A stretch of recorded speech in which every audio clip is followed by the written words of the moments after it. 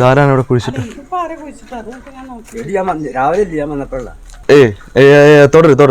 തുടരുത്. Hello friends, കേൾപ്പറങ്ങനെ പുതിയൊരു episode നിങ്ങൾക്ക് എല്ലാവർക്കും സ്വാഗതം. നമ്മളിപ്പോൾ നിൽക്കുന്നത് പാലക്കാട് പട്ടാമ്പിക്ക് അടുത്തായിട്ട് കൊപ്പം എന്ന് പറയുന്ന സ്ഥലത്താണ്. കൊപ്പം ഇത് വിനീഷ് ബ്രോ ആണ്. വിനീഷ് ബ്രോയുടെ വീട്ടിലാണ് നമ്മളിന്ന് പറ്റിക്കാൻ പോകുന്നത്. എൻ്റെ രൂപം കണ്ടിട്ടില്ലേ, ഇന്ന് ഓമിൻ്റെ ഒക്കെ ഉടുപ്പിട്ടില്ല, അവരും കുറിയൊക്കെ തൊട്ട് ഇന്ന് സാമ്യമായിട്ട് പുള്ളിക്കാരൻ്റെ വീട്ടിൽ ചില ദോഷങ്ങൾ നമ്മൾ തീർക്കാൻ പോവുകയാണ്. ഇന്ന് പുള്ളിക്കാരൻ്റെ വീട്ടിൽ അച്ഛനും അമ്മയും എല്ലാം കാത്തിരിപ്പുണ്ട്. അവരുടെ വീട്ടിലേക്ക് കഴിയുന്ന അച്ഛനും അമ്മയും ചേച്ചിമാരുടെ അടുത്ത് ദോഷങ്ങൾ നമ്മൾ തീർക്കാം. അപ്പം ഇത് നമുക്ക് കിട്ടിയേക്കുന്നത്, നമ്മൾ ഗൾഫിൽ വെച്ചൊരു വീഡിയോ ചെയ്തായിരുന്നു, മറ്റേ റെസ്റ്റോറൻറ്റിൽ വെച്ച് നമ്മൾ കുത്താനൊക്കെ പോകുന്നത്. അവർ ആ ഒരു വകുപ്പിൽ ഗൂഗിൾ ബ്രോയുടെയൊക്കെ കസിനാണിത്. ആ രീതിയിലാണ് നമുക്ക് ഈ വർക്ക് കിട്ടിയിരിക്കുന്നത്. നിങ്ങൾക്ക് ഇതുപോലെ നമുക്ക് വർക്ക് തരാം.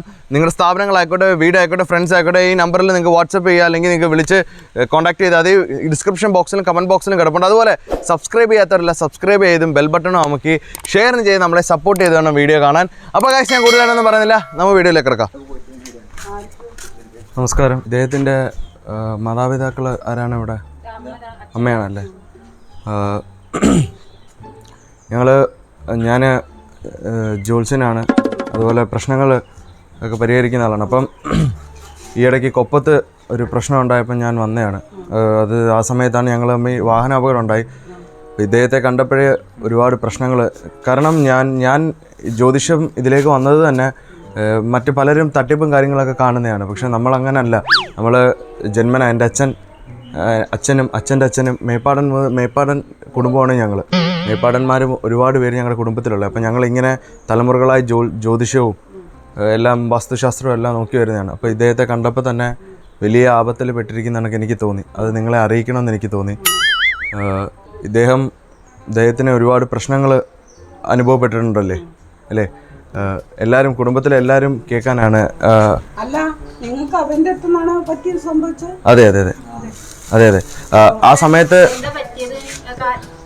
ഞാൻ കൊപ്പത്തൊരു വീട്ടിൽ വന്നപ്പം ഒരു പ്രശ്നം നോക്കിയിട്ട് തിരിച്ചു വരികയായിരുന്നു. വരുന്ന വഴിക്ക് വണ്ടിയിൽ വന്ന് തട്ടുകയാണ് ചെയ്തത്.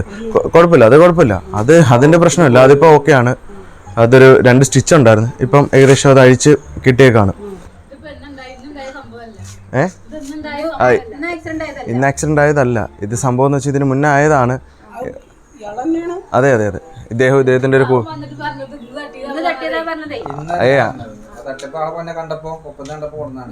അങ്ങനല്ല, ഇന്ന് ഓൾറെഡി പുള്ളിക്കാരൻ്റെ വെച്ച് എൻ്റെ കാല് വെച്ച് തട്ടിയായിരുന്നു.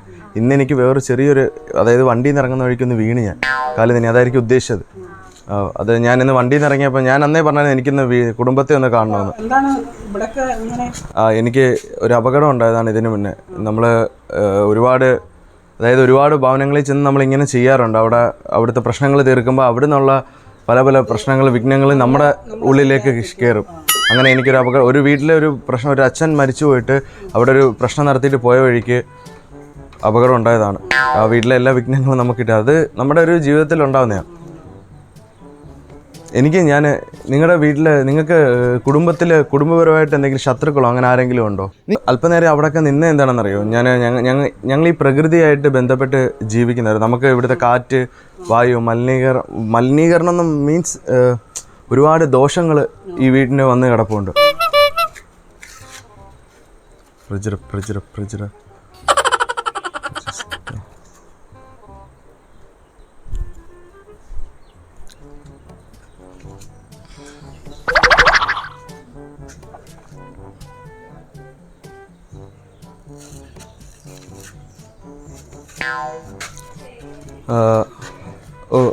അദ്ദേഹത്തെ ഒന്ന് വിളിക്കാവോ? താങ്കളെ കയ്യും തരാമോ? हे प्रभु हे श्री राम जगन्नाथ विश्व प्रेमानंद। हे प्रभु हे हरि राम कृष्ण जगन्नाथ प्रेमानंद, ये क्या हुआ?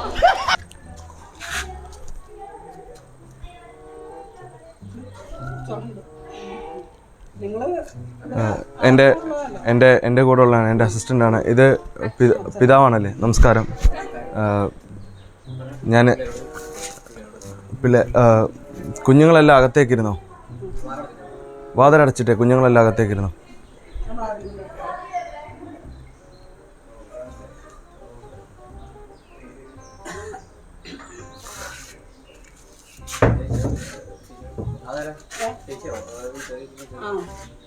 അല്ല വേണ്ട വേണ്ട, അവരകത്തിരുന്നോട്ടെ, നിങ്ങൾ നിന്നോ. എനിക്ക് അച്ഛനും അമ്മയോടാണ് പ്രധാനമായിട്ട് സംസാരിക്കാനുള്ളത്. അവരോട് പറഞ്ഞേക്കാം, അവരോട് വരണ്ട കാര്യം അകത്ത് പറഞ്ഞേക്കൂ. പറഞ്ഞേക്കാം, അകത്ത് പോയി പറഞ്ഞേക്കും. നിങ്ങൾ പോയി പറഞ്ഞു. ഇദ്ദേഹത്തിന് ഈയിടെയായിട്ട് ഒരുപാടുണ്ടായതിൻ്റെ ഒന്നാമത്തെ കാരണം ഈ വീട്ടിൽ ആരോ കൂടോത്രം ചെയ്തു വെച്ചിട്ടുണ്ട്. ഞാൻ അവിടെ നിന്ന് വന്നപ്പോൾ തൊട്ട് എന്തോ ഒരുതരം ശക്തി എന്നെ പിന്നോട്ട് വലിക്കുകയാണ്. കാരണം ഞാൻ അദ്ദേഹത്തിൻ്റെ കൈ പിടിച്ചപ്പോൾ തന്നെ എനിക്കത് മനസ്സിലായി. ഈ അച്ഛനും അമ്മയും അടുത്തേക്ക് വന്നേ, ഈ മോതിരത്തിലേക്കൊന്ന് തൊട്ടേ. കണ്ണു കാണുന്നു. ഉമർത്ത് നിന്നോളൂ, പുറത്ത് വേണം നിൽക്കാൻ. ഭവനത്തിലേക്ക് കാര്യം ദോഷം ഉണ്ടെങ്കിൽ നമ്മളത് തീർക്കണം. ഹേ പ്രഭു, ഹേ പ്രഭു, ഹേ ശ്രീറാം ജഗന്നാഥ വിഷ്ണു, ഹേ പ്രഭു പ്രേമാനന്ദ.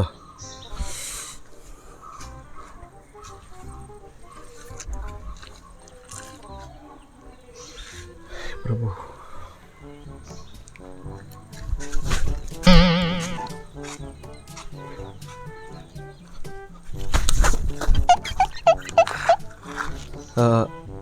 ഇത് വിനീഷിങ് വന്നേ. ഇതാരാണ്? ഈ ചെടി ആരാണ് ഇവിടെ നട്ടേക്കുന്നത്? ചെടി നട്ടേക്കുന്നതല്ലേ? ഇതൊന്ന് കുഴിക്കണോ? ഇതൊന്ന് കുഴിച്ചേ, ദയവ് ഇതൊന്ന് കുഴിക്കോ. കുഴിച്ചേ, ഇതൊന്ന് കുഴിച്ചേ. ഇദ്ദേഹത്തിന് ഇതിനോടൊന്നും വലിയ വിശ്വാസമില്ല, അതെനിക്ക് മനസ്സിലായി. കുഴിച്ചേ.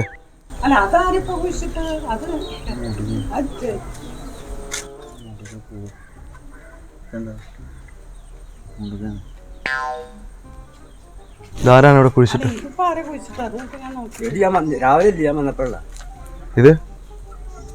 ഇതാരാണ് കുഴിച്ചിട്ട് ഇവിടെ? ഇതിപ്പോ ഈ കൊമ്പുപ്പ് വെച്ച സാധനമാണ്. ഞാൻ വന്നപ്പോണ്ട് ഇത് നിങ്ങളിവിടെ മുഴുവൻ നേരം ഇവിടെ ഉണ്ടായിരുന്നോ?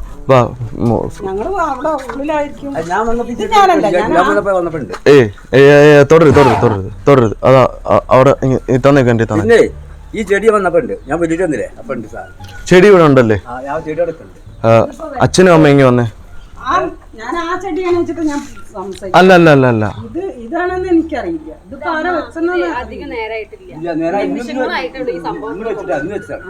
ഇന്ന് വെച്ചതാണ്.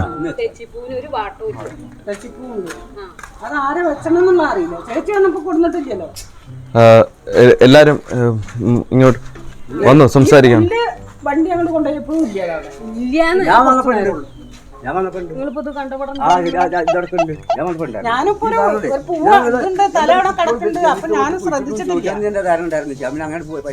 ഇവിടെ വലിയ മാള് വന്നിരുന്നു. അവിടേറ്റ് വയ്ക്കോ അങ്ങനെ ചെടികളൊക്കെ കൊണ്ടുവരും. ഇത്ര കുഴി മതി പൂച്ചിടാന്. ഇപ്പൊ ആരിപ്പോ കുറഞ്ഞ ചെറുക്കാണ് അവിടെ. ഇവിടെ ഇപ്പൊ വെച്ചേക്കാണല്ലേ? ആരാ വെച്ചതെന്ന് അറിയില്ല. ഇതിപ്പോ കുറച്ച് മുമ്പേ വെച്ച സംഭവമാണ്. അധികം നേരം ആയിട്ടില്ല. ചെടിക്ക് കണ്ട അധികം ഞാൻ ആ ചെടിയാണ് വെച്ചിട്ട് അതാണ് ഞാൻ വെച്ചെന്ന് പറഞ്ഞു. ആ തുമ്പതാ വെച്ച സംഭവമാണ്. ഇത്ര കുഴി മതി ഇപ്പൊ പൂച്ചിടാന്. ഇപ്പൊ ആരിപ്പോ കുറഞ്ഞ ചെറുക്കാണ് അവിടെ. ഒന്നില്ലെങ്കിൽ ദൈവമായിട്ട് എന്നെ കൊണ്ടുവന്നതായിരിക്കാം. ഇല്ലെങ്കിൽ ഇത് ആരെങ്കിലും എന്താണ് ഇതിൻ്റെ പിന്നിലെന്ന്. പക്ഷേ ഇത് ശരിയായിട്ടുള്ളൊരു പ്രവൃത്തിയല്ല ഇതിൻ്റെ പിന്നിലുള്ളത്. ഇത് നിങ്ങൾ നല്ലതാക്കണം എന്ന് പ്രതീക്ഷിച്ചിട്ടല്ല, ഇതാരോ ചെയ്തതാണ്. ഞാൻ അതുകൊണ്ടാണ് ആദ്യമേ നിങ്ങളുടെ അടുത്ത് ചോദിച്ചത്, നിങ്ങളുടെ കുടുംബത്തിൽ എന്തെങ്കിലും ഉണ്ടോ അല്ലെങ്കിൽ പുറത്തുണ്ടോ? എനിക്കിത് പറയാനുള്ള കാര്യം എന്ന് വെച്ചാണ്ടല്ലോ, നമുക്ക് മുന്നിലേക്ക് നിൽക്കാം. ഞാൻ അല്പ കാര്യങ്ങൾ ചോദിക്കാം. സത്യം എന്നോട് പറയണം. മകൻ എന്തെങ്കിലും പ്രശ്നങ്ങളിൽ ഈ അടുത്തിടയ്ക്ക് എന്തെങ്കിലും പ്രശ്നങ്ങളിൽ പോയി അകപ്പെട്ടായിരുന്നോ? ഇല്ല. ഇദ്ദേഹം ജനിച്ച എന്നാണ്? കന്നിമാസം 30. അപ്പം ചോദ്യമായിരിക്കും നാള് അല്ലേ? അപ്പൊ ഇദ്ദേഹത്തിന്റെ നാളെ എനിക്ക് അറിയില്ലായിരുന്നു. അന്ന് അത് കാരണം അന്ന് എനിക്ക് ചോദിക്കാനൊന്നും പറ്റിയില്ല. അത് കാരണം ഇപ്പോഴാണ് എനിക്കത് മനസ്സിലായത്. ഇപ്പം പൊതുവേ ഞങ്ങൾ നാളുകളെല്ലാം നോക്കി വെക്കുമ്പം ചന്ദ്രനിലിപ്പം ചോതി ഇരിക്കുകയാണ്. ചോതിയിലാണെങ്കിൽ കുജനാണുള്ളത്. കുജൻ്റെ സാന്നിധ്യം കണ്ട സ്ഥിതിക്ക് ഇപ്പം യമകണ്ഠ കാലമാണ്. അതായത് എവിടുന്ന് വേണമെങ്കിലും അടി വരാം. റൂമിൽ ഇരുന്നാൽ പോലും ആൾക്കാർ വന്ന് അടിച്ചിട്ട് പോകും. ആ ഒരു അവസ്ഥയിലാണ് ഇരിക്കുന്നത്. പുറത്തിറങ്ങി കഴിഞ്ഞാൽ അപ്പം അടിയാണ്. അദ്ദേഹത്തിന് ഒരു സുഹൃത്തുണ്ട്, ചന്ദനമല്ല ചന്ദനം എന്ന് പറയുന്നൊരു വ്യക്തി. ഞാൻ പിന്നെ ഇദ്ദേഹത്തെക്കുറിച്ച് ഞാൻ അന്വേഷിച്ചപ്പോൾ എനിക്ക് അറിയാൻ പറ്റിയ വിവരങ്ങളൊന്നും ഞാൻ പറയാം. സന്തനം എന്ന് പറയുന്നൊരു വ്യക്തിയായിട്ട് വളരെയധികം ക്ലോസ് ഡീലിംഗ് ഇപ്പോഴും ഉണ്ട്. ഈ സന്തനം എന്ന് പറയുന്ന വ്യക്തി അല്ലല്ല, അതൊരു പുരുഷനാണ്. ആ പുരുഷൻ എന്ന് പറഞ്ഞാൽ ലഹരി വിൽപ്പനയാണ് അദ്ദേഹത്തിൻ്റെ മെയിൻ ജോലി. അദ്ദേഹത്തിൻ്റെ നാടൊന്നും എനിക്കറിയാൻ സാധിച്ചില്ല. എനിക്കിങ്ങനെ ഒരു പേര് അറിയാൻ പറ്റുള്ളൂ. ഇദ്ദേഹത്തിൻ്റെ മുകളിൽ വേറെ ആൾക്കാരും ഉണ്ട്. അപ്പം അദ്ദേഹമായിട്ട് ഏറ്റവും അടുത്ത സുഹൃത്താണ് ഇദ്ദേഹം ഗൾഫിൽ പോരാഞ്ഞിട്ട്, വിദേശ രാജ്യങ്ങളിൽ പോരാഞ്ഞിട്ട് ഇവിടെ ഇനി അതിൻ്റെ എന്തോ ഒരു വിൽപ്പനയ്ക്ക് പദ്ധതി ഇട്ടുകൊണ്ടിരിക്കുകയാണ്. എനിക്കത് അറിയാൻ കഴിഞ്ഞു. കാര്യം എനിക്ക് കേരളം എന്നല്ല, ഇന്ത്യയിൽ ഒട്ടാകെ എനിക്ക് ഒരുപാട് ഞങ്ങൾ ഈ ആളുകളുമായിട്ട് ബന്ധമുണ്ട്. അതായത് ലീഗലായിട്ടും പോലീസും വൈസും. ഇദ്ദേഹം ഇവിടുത്തെ പോലീസ് ലിസ്റ്റിൽ മാർക്കാണ് പോലീസിനെ. കാര്യം ഞങ്ങൾക്കത് അറിയാൻ സാധിച്ച ഇതാണ്, ഇദ്ദേഹം റോളക്സിനെ പോലുള്ള ആൾക്കാരുമായിട്ട് ബന്ധമുണ്ട്. തേളിനെ കണ്ടിട്ടുണ്ടോ?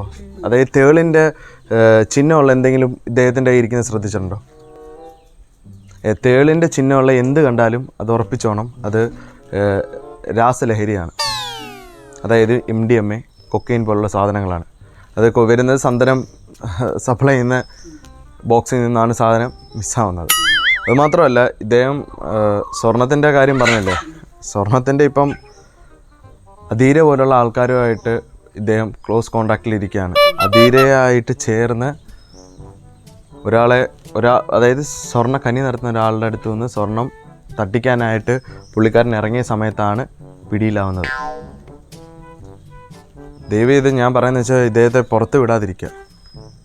എനിക്ക് വേറെ സ്നേഹം കൊണ്ട് ഞാൻ പറയുന്നതാണ്.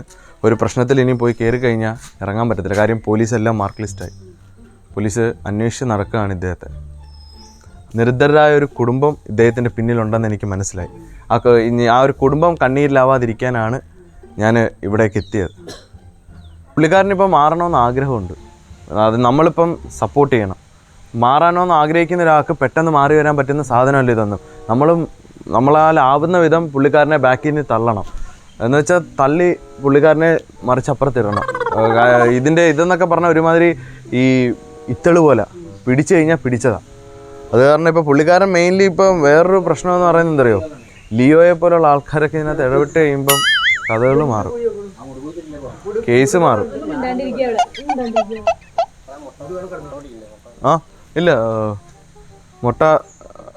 മുട്ട ഞാൻ കൊണ്ടുപോയിക്കോളാം. കാര്യം അവിടെ മുട്ടയുടെ ആവശ്യമുണ്ട്. എന്തുകൊണ്ടാണ് ഞാനത് അത്രയും ഗൗരവമായിട്ട് പറയാത്തത്, ഇടയ്ക്കൊക്കെ തമാശ പറയുന്നത് വെച്ചാൽ അത് ഫ്രീ ആവട്ടെ. ഒരു വീട്ടിൽ വന്നൊരു മകനെക്കുറിച്ച് പറയുമ്പോൾ ഏതൊരു അച്ഛനും അമ്മയും വിഷമിക്കുന്നതെന്ന് വെച്ച് പറയുന്നതാണ്. ഞാനത് ചെയ്തോളാം. ഇദ്ദേഹത്തിൻ്റെ പേര് വിനീഷ് എന്നല്ലേ? ഇദ്ദേഹം ഗൾഫിൽ വിനീഷ് എന്ന് അല്ല അറിയപ്പെടുന്നത്. ഇദ്ദേഹത്തിൻ്റെ പേര് അല്ലല്ല. അതായത് ഇപ്പം ഈ സന്തനം എന്ന് പറയുന്ന വ്യക്തിയുടെ ഒറിജിനൽ പേര് ഹരിഹരൻ പിള്ള എന്നാണ്. അദ്ദേഹത്തിനെ സന്തനം എന്ന് വിളിക്കുന്നതിൻ്റെ കാരണം അതിൻ്റെ ഒരു കോഡ് നെയിമാണ്. ഇദ്ദേഹത്തിൻ്റെ കോഡ് നെയിമാണ് മാർക്ക്. ഇദ്ദേഹത്തിൻ്റെ കൂട്ടാളിയുണ്ട് ആൻ്റണി, മാർക്ക് ആൻ്റണി എന്നാണ്. ഇവർ രണ്ടുപേരോട് ചേർന്നായിരുന്നു ഇതിൻ്റെയൊക്കെ പരിപാടികൾ. അപ്പോൾ അത്രയും മാർക്ക് ആൻ്റണി എന്നാണ് അവരുടെ ഒരു ഗ്യാങ്, അവിടുത്തെ റൂമിൻ്റെ ഗ്യാങ്ങുകളുടെ പേര്. ഈ മാർക്ക് ആൻ്റണി ചേർന്ന് ലഹരിയും പരിപാടിയും എല്ലാം ആയിരുന്നു. ഇദ്ദേഹത്തിൻ്റെ പേര് ഒറിജിനൽ പേരൊന്നും പറയത്തില്ല.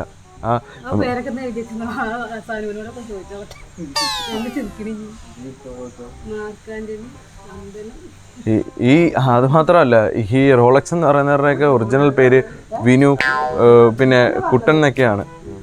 അതായത് ഇവരുടെയൊക്കെ യഥാർത്ഥ പേരെന്ന് പറഞ്ഞാൽ റോളക്സിൻ്റെ തന്നെ കുട്ടൻ എന്നാണ് വിളിച്ചിരുന്നത്. വിനുക്കുട്ടൻ എന്നാണ്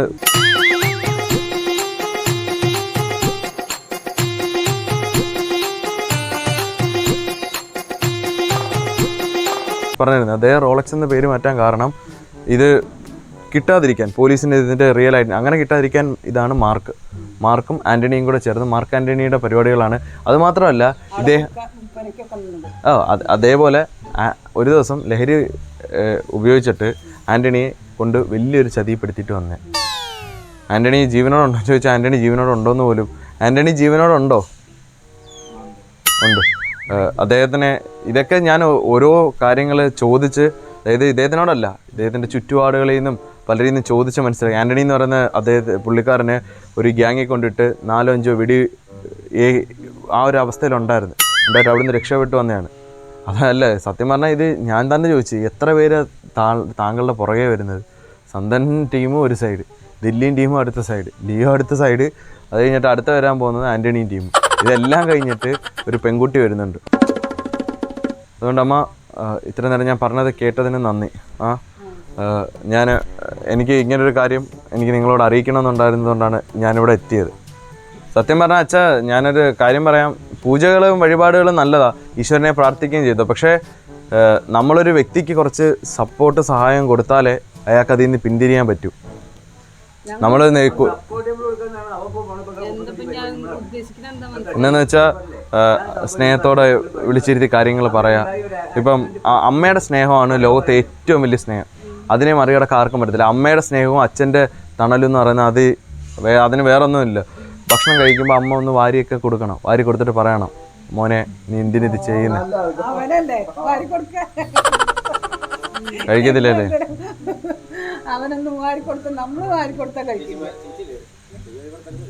ചേച്ചി വാരി കൊടുത്താലും മതി. അതായത് അദ്ദേഹത്തിന്റെ ചോര എന്നുള്ള ആര് കൊടുത്താലും മതി. അതൊന്നും അവന് സ്വീകരിക്കില്ല.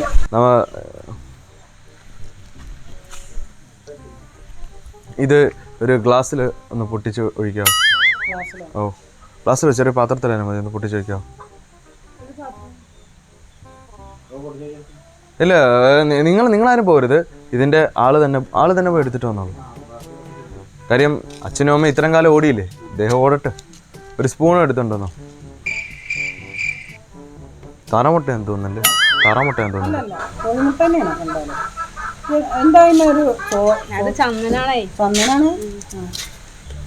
ചന്ദനം. പുള്ളിക്ക് ചന്ദനം കിടത്തുണ്ടോ?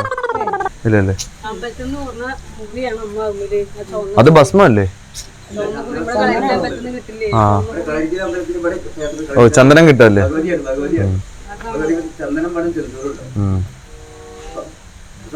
ആ, ഓ, അതാ പുഷ്പ അറിയണ്ട, ഒന്ന് ചന്ദനം എടുക്കും. ഇത് പൊട്ടിച്ചൊഴിച്ചോളൂ. ഇവിടെ വരുമല്ലേ?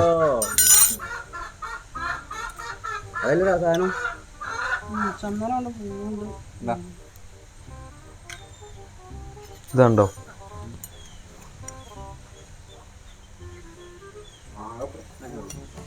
ഇതുണ്ടോ? അതിനകത്ത് പറ്റിയിരുന്നതുണ്ടോ? കുഞ്ഞാന്ന് തോന്നുന്നു. ഓംലെറ്റ് അമ്മയ്ക്ക് അടിക്കുന്ന കണക്ക് അടിക്കാൻ അറിയാം. അടിച്ച് കലക്കിക്കോ. ഇതോടെ ആ ദോഷം അങ്ങ് തീരട്ടെ. അടിച്ച് കലക്കി. ഓംലെറ്റ് ഉണ്ടാക്കാനല്ല, ഓംലെറ്റ് പോലെ. ഉണ്ണി പൊട്ടിക്കുമല്ലോ, ഉണ്ണി പൊട്ടിച്ചോ.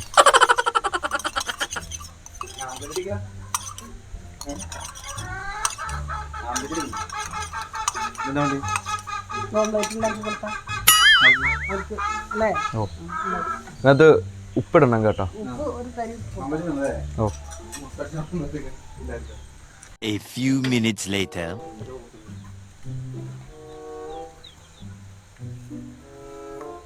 എല്ലാരും അല്പം വീതം കഴിച്ചോളൂ. അല്ലല്ലേ, ഞാൻ അതങ്ങനല്ല. നമുക്ക് ആ ഒരു ദോഷം മാറണം. നമ്മളത് ഹരിച്ച് പോണം. ആ, ഇത് ഞാൻ പറയുന്ന വെച്ചാ പേടിക്കണ്ട. ഞാൻ പറയുന്ന പിന്നെ ഞങ്ങൾക്കിപ്പോ പൂജയല്ലേ, കുട്ടികള് പൂജയും കാര്യങ്ങളൊക്കെ. ഓ, ശരി. ഓ, ഒന്നും കഴിക്കരുത്. അയ്യോ, എന്നാ തൊടരുത്. അച്ഛൻ കഴിച്ചോളൂ. അല്ല അല്പം. ഇത് എന്തിനാന്നറിയോ? ഈ ഒരു ദോഷം നമ്മളിലൂടെ ഹരിച്ച് നമ്മള് ബാത്റൂമിൽ പോകുമ്പോ പോണം. കഴിച്ചോളൂ കഴിച്ചോളൂ. ഒരു ദിവസം കഴിച്ചോ.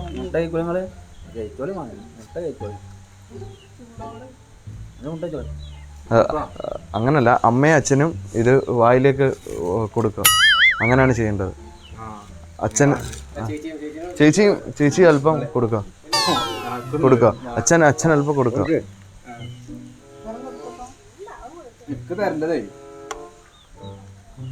കഴിച്ചോളൂ. മനസ്സിൽ ദൈവത്തെ ധ്യാനിച്ച് കഴിക്കുക. എന്താണ്? അതായത് അച്ഛനെ ദൈവം പോലാണ്, ദൈവതുല്യനായിട്ടാണ് കാണുന്നതാണ് ഉദ്ദേശിച്ചത്.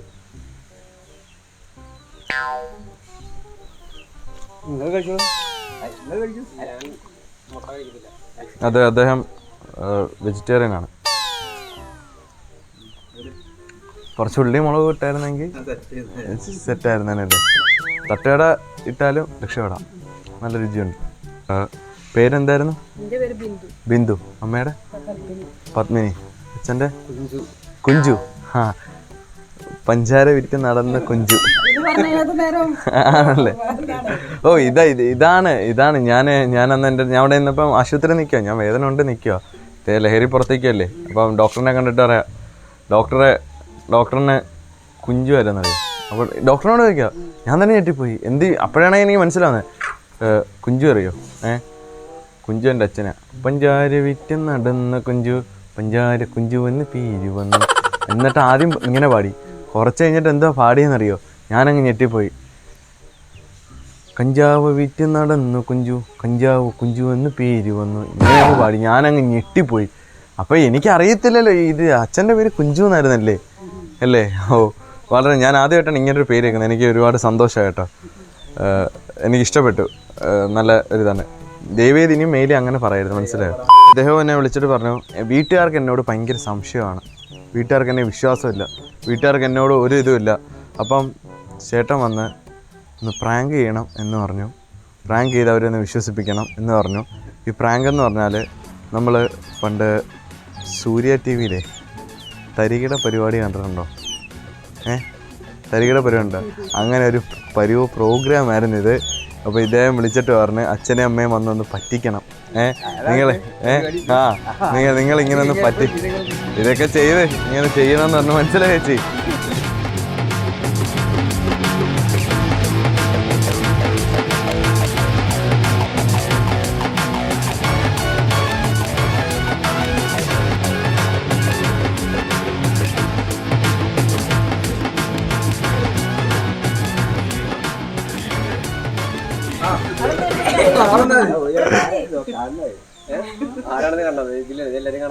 എല്ലാരും ഇതിനകത്ത് കാണായിരുന്നു.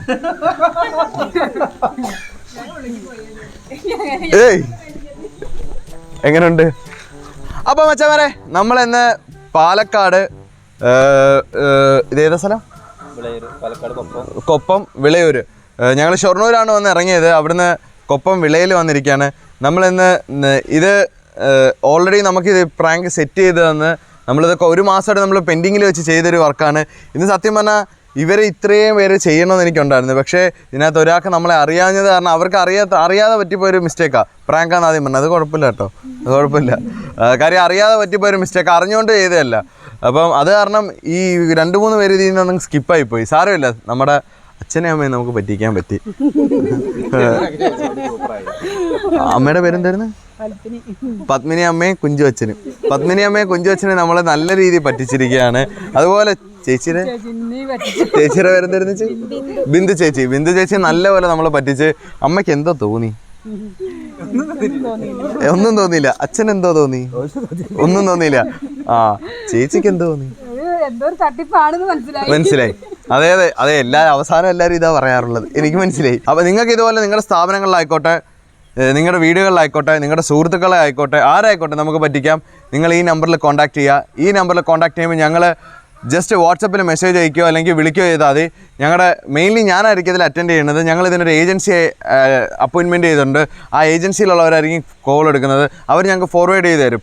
അങ്ങനെ നിങ്ങളുടെ വർക്കുകൾ നമുക്ക് കിട്ടുന്നതായിരിക്കും. നമ്മൾ എവിടെ ആണെങ്കിലും വന്നെടുത്ത് ചെയ്യുന്നതായിരിക്കും. അപ്പം ഇനി ഇതുള്ള വെറൈറ്റി വീഡിയോസ് ഞങ്ങൾ എത്തുന്നതായിരിക്കും. നമ്പർ മറക്കണ്ട, ഡിസ്ക്രിപ്ഷൻ ബോക്സിലും കമൻറ്റ് ബോക്സിലും ഞങ്ങൾ ഇട്ടിട്ടുണ്ട്, പിൻ ചെയ്തും വെച്ചിട്ടുണ്ട്. അപ്പം ഇനിയും മച്ചാമാരെ ഇതുള്ള വെറൈറ്റി വീഡിയോസ് കാണുന്നവരെ my dear friends, bye bye. Bye bye bye bye